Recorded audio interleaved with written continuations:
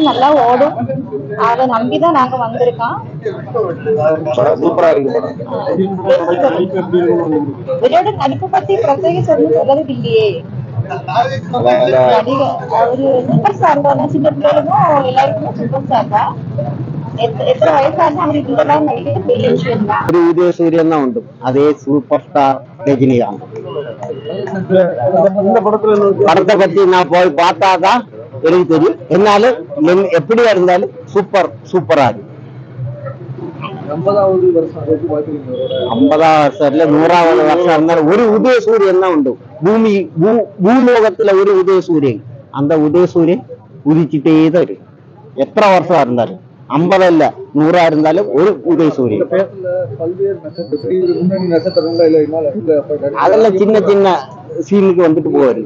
நார்த்லயும் சரி, நாகராஜனா தெலுங்கானா, அதுக்கப்புறம் இவங்க என்னன்னா தமிழ்நாடு, இப்ப கேரளா, பல்வேறு ஸ்டேட்ல உள்ள நடிகர்கள் நடிச்சிருக்காங்க. எப்படி பாக்கீங்க கூட அது ரஜினிகாந்த் கூட நடிக்க புண்ணியம் செய்யணும், பாக்கியம் செய்யுது. அவங்களெல்லாம் தெய்வத்துக்கு துல்லிய மாட்டாங்க. லோகத்திலே ரஜினின்னு உள்ளது ஒரு மாசம். അതുകൊണ്ട് அவங்க நடிக்க சொன்ன സാർ രജനി ഫാൻസ് അസോസിയേഷനിലുള്ള ആൾക്കാർ എല്ലാം வந்து நம்ம எல்லாரும் இங்க வந்து கூடியிருக்கிறது.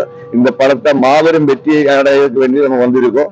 எல்லாரும் இந்த படம் பார்த்து என்ஜாய் பண்ணணும்னு தான் நம்ம ஆഗ്രഹവും நம்ம இறைவന്റെ வேண்டிக்கிறது. அதுதான் நம்ம 35-40 வருஷமாയിട്ട് இந்த ഫാൻസ് അസോസിയേഷൻ, രജനി ഫാൻസ് അസോസിയേഷനിലെ ഉള്ള ആൾക്കാരാണ്. ഞാൻ അതുക്കുള്ള മെയിൻ ആളാണ്. ഇത് നമ്മൾ ലണ്ടൻ எனக்கு எல்லாமே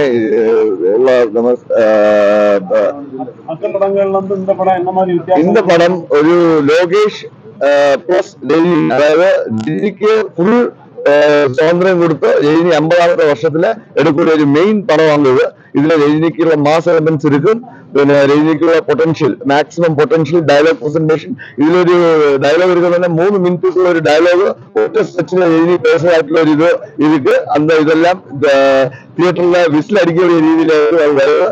പിന്നെ നല്ല ഭാഗം இந்த படம் அமைஞ்சிருக்கு. പിന്നെ എല്ലാരും അതായത് കൂടെയുള്ള ഷോബിൻ ആനാലും നാഗാർജുന ആനാലും സത്യരാജ് ആനാലും എല്ലാവരുമേ ഇതിൽ നല്ല രീതിയിൽ പെർഫോം ചെയ്തിരിക്കുക.